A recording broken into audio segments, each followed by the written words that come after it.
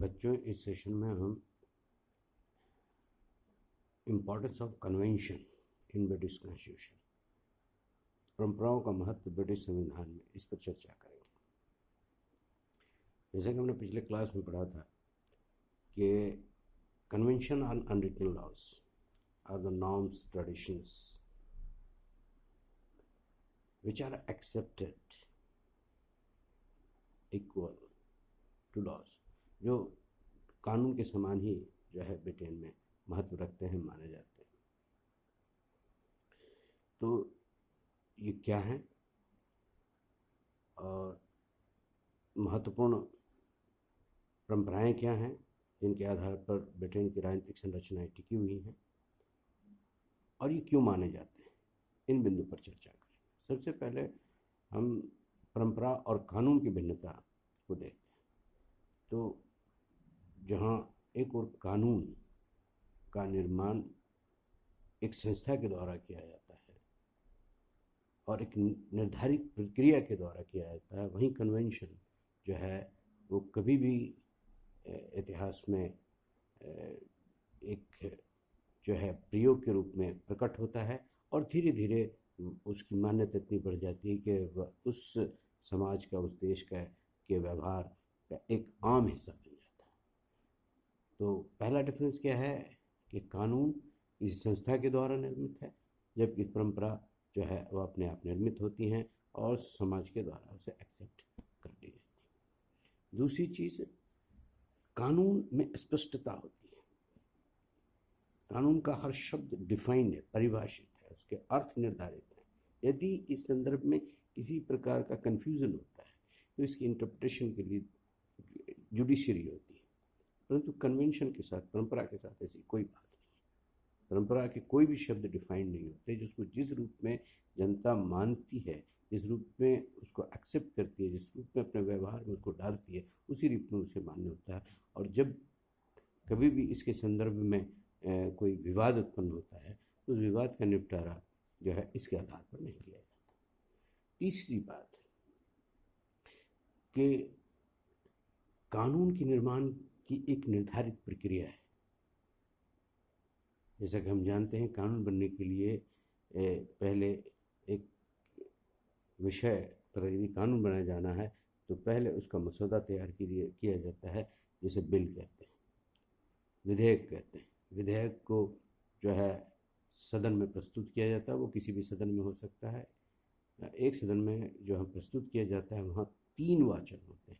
3 वाचन के पश्चात उस पर मत विभाजन होता है। मत विभाजन के बाद उसे जो है पारित माना जाता है और फिर दूसरे सदन में भेजा जाता है। दूसरे सदन में भी उसी प्रक्रिया से गुजर करके उसके बाद जो है वह शासनाध्यक्ष, राज्य अध्यक्ष पास पहुँचता है और उस पर हस्ताक्षर होने के बाद वो कानून का रूप धारण कर लेता है। परंपराओं के लिए ऐसी किसी भी प्रक्रिया की कोई आवश्यकता नहीं है। कभी भी ऐसी जो है परंपराएं, ऐसे रीति, ऐसे रिवाज जब प्रचलन में आते हैं तो उसे लोग मानना शुरू करते हैं और जिस दिन से मानना शुरू करते हैं उस दिन से जो है वह उसके व्यवहार को जो है वो रेगुलेट करना शुरू कर देता है, उसे नियंत्रित करना शुरू कर देता है, उसे जो है संचालित करना शुरू कर देता है। तो इस प्रकार की मोटी मोटी जो डिफरेंस हैं कानून और परंपरा के। ब्रिटेन में परंपराओं का बहुत बड़ा योगदान है, या यूँ कहें कि संविधान का बड़ा हिस्सा जो है वो परंपराओं के रूप में। कुछ महत्वपूर्ण परंपराएं हम जो है जो विभिन्न संस्थाओं से जुड़ी हुई उन पर हम दृष्टि डालें। जैसे वहाँ की कार्यपालिका 2 भागों में विभक्त है। एक है संवैधानिक कार्यपालिका या नाममात्रिक कार्यपालिका, जो सम्राट या सम्राज्ञी के द्वारा जिनका प्रतिनिधित्व किया जाता है। इनके साथ कुछ महत्वपूर्ण परंपराएं जुड़ी हुई। पार्लियामेंट्री फॉर्म ऑफ गवर्नमेंट या संसदीय प्रणाली की विशेषताएं यहीं से निकलती हैं, इन्हीं परंपराओं से जो निकल करके बाहर आती है। जैसे कुछ परंपराओं एग्जाम्पल के तौर पर ले लें, जैसे ब्रिटेन का सम्राट कोई शक्ति का प्रयोग नहीं करता। सारी शक्तियाँ सम्राट में नहीं थे, परंतु वो किसी भी शक्ति का उपभोग नहीं करता। सारी शक्तियाँ ब्रिटेन के सम्राट सम्राज्ञी के नाम पर उसके मंत्रिमंडल के सदस्यों के द्वारा की जाती है। और इसीलिए ब्रिटेन का सम्राट किसी भी कृत्य को जो उसके नाम पे किए जाते हैं उसके लिए उनकी कोई जिम्मेदारी नहीं है। ब्रिटेन का सम्राट या सम्राज्ञी जो औपचारिक रूप से शासनाध्यक्ष है, लेकिन वह मंत्रिमंडल के बैठक में कभी भाग नहीं लेता। ये लंबे समय से 1689 के बाद जो गोरखपुर क्रांति के पश्चात जिस शासक को बुलाया गया था, उन्होंने जो है मंत्रिमंडल के मंत्रिमंडल की बैठक में भाग लेना छोड़ दिया। तब से एक परंपरा बन गई कि सम्राट जो है वो मंत्रिमंडल के में जो है हिस्सा, मंत्रिमंडल की बैठक में हिस्सा नहीं लेता, ना ही मंत्रिमंडल के बैठक की अध्यक्षता करेगा। मंत्रिमंडल के द्वारा जो भी विषय उनके पास लाए जाएंगे उस पर वह हस्ताक्षर करेगा, उस पर जो है उसको क्रियान्वित करेगा, उस पर किसी प्रकार का उसे कोई ऑब्जेक्शन नहीं होगा। ब्रिटेन का प्रधानमंत्री उसी व्यक्ति को ब्रिटेन का सम्राट या सम्राज्ञी उसी व्यक्ति को प्रधानमंत्री पद पर नियुक्त करेगा जिसे निम्न सदन में बहुमत प्राप्त है। तो ये वो सारी विशेषताएं हैं जो किसी पार्लियामेंट्री फॉर्म ऑफ गवर्नमेंट में यदि ना पाई जाएं तो उसे हम पार्लियामेंट्री फॉर्म ऑफ गवर्नमेंट नहीं कहेंगे। ये सारी की सारी चीज़ें ब्रिटेन में विकसित हुई हैं और ये सब परंपराओं पर टिकी हुई। दूसरी महत्वपूर्ण सत्ता है मंत्रिमंडल और प्रधानमंत्री। प्रधानमंत्री निम्न सदन का, पहले दोनों में से किसी भी सदन का सदस्य हो सकता था, लेकिन 1963 के बाद प्रधानमंत्री केवल निम्न सदन का ही सदस्य हुआ। कहीं भी लिखा हुआ नहीं, ये परंपराओं पर आधारित है। प्रधानमंत्री जो है पद प्राप्त करने के बाद वो अपने मंत्रिमंडल के सदस्यों को नियुक्त करेगा। मुख्य रूप से अपने मंत्रिमंडल के सदस्यों को नियुक्त करने के लिए वो अपने ही दल के सदस्यों को नियुक्त करता है।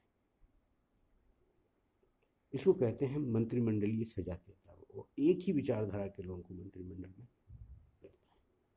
मंत्रिमंडल सामूहिक रूप से जो है संसद के प्रति उत्तरदायी होगा।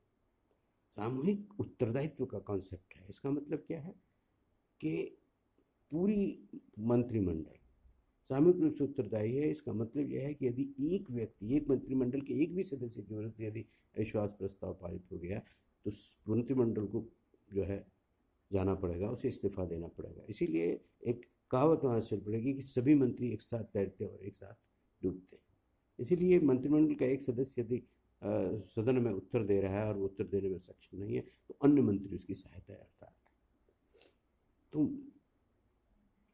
सामूहिक उत्तरदायित्व का प्रश्न है। यदि देश पर संकट है तो एक राष्ट्रीय मंत्रिमंडल का निर्माण होता है और उसमें सभी दलों के सदस्यों को जो है उसमें जगह दी जाती है। तो इस तरह मंत्रिमंडल से संबंधित जो है ये बहुत प्रमुख परंपराएं। ठीक उसी तरह से पार्लियामेंट जो कानून निर्माण का काम करता है उसके संदर्भ में बहुत सारे परंपराएं हैं जिसके बिना वहाँ के जो है कानून निर्माण की प्रक्रिया संभव नहीं हो सकती। जैसे मंत्रिमंडल के 2 सदन हैं, उच्च सदन और निम्न सदन।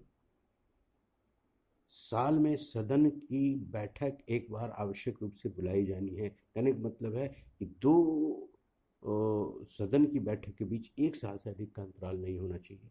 ये भी जो है कन्वेंशन पर आधारित है।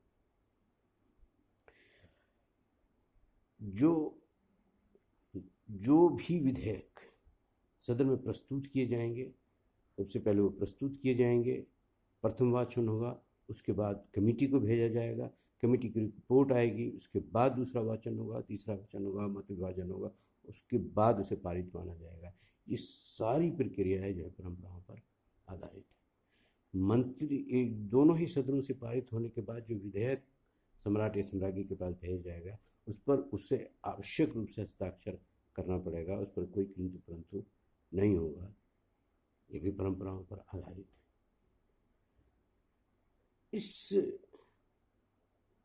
सदन में मुख्य रूप से निम्न सदन प्रजातांत्रिक मूल्यों के अनुरूप होने के कारण या